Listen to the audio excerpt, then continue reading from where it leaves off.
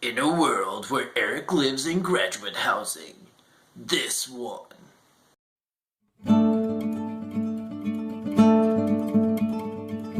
That's right. Today we're going to talk about kind of some of the differences and similarities you find in graduate school housing.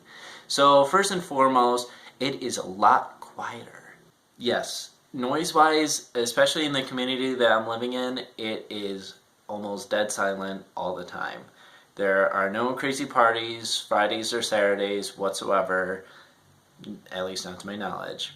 The age range definitely varies a lot more when it comes to graduate housing. Actually, this particular apartment complex I'm living at now actually includes families and professors. So there's a playground set in the middle, so it's definitely much more suburban, quiet setting with many people just kind of to themselves.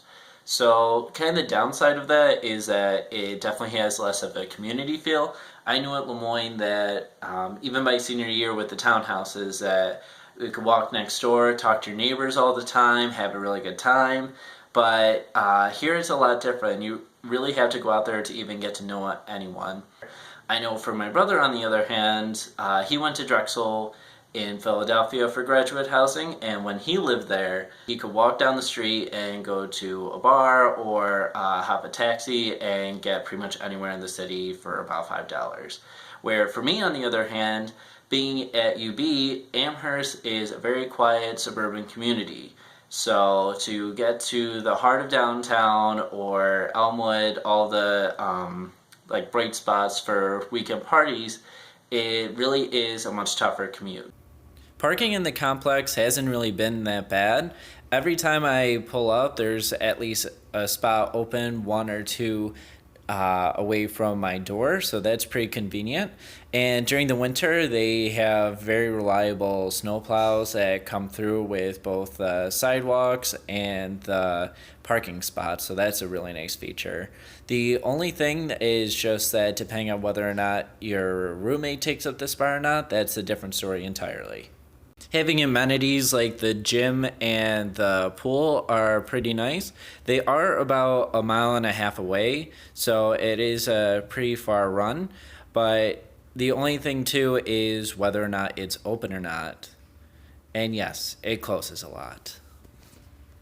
So the other nice thing about graduate housing is, of course, the fact that it's furnished. So they've been pretty good here at UB with updating all the appliances and the utilities fairly regularly.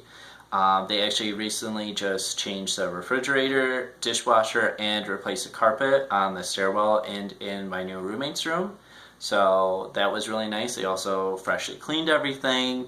Furniture is fairly comfortable. It's all fairly new. I know it's kind of bland in color, but I mean, like, it's only temporary housing, and even just putting a few things around the living room just kind of makes it more of your place for sure.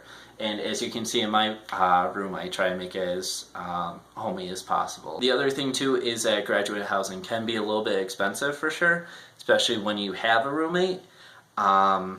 Even with that, it's still for me about $800 a month, where typically most people you can get a pretty decent apartment for $1,000, and when you're splitting it between two people, you're paying about $500.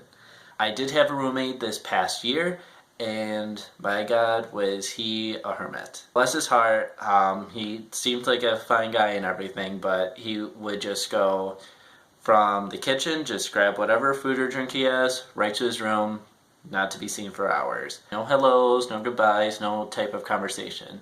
So I'm actually getting a new roommate this upcoming year, so it will definitely be interesting to see how that transition unfolds and will I become the hermit. Oh God, I hope not. So depending on what your preference is, I mean, hopefully you're not super picky. And that's kind of one of the things when it comes to college housing, is that we're learning to be a little bit less picky. We're learning what things we like, what things we don't like, so that way we work a little bit harder to get to a certain place where we want to live and we can enjoy, rather than starting out somewhere luxurious and feel like we're downgrading. Hopefully you guys enjoyed this video. Feel free to subscribe, check out our future episodes. Alright, thanks. Bye.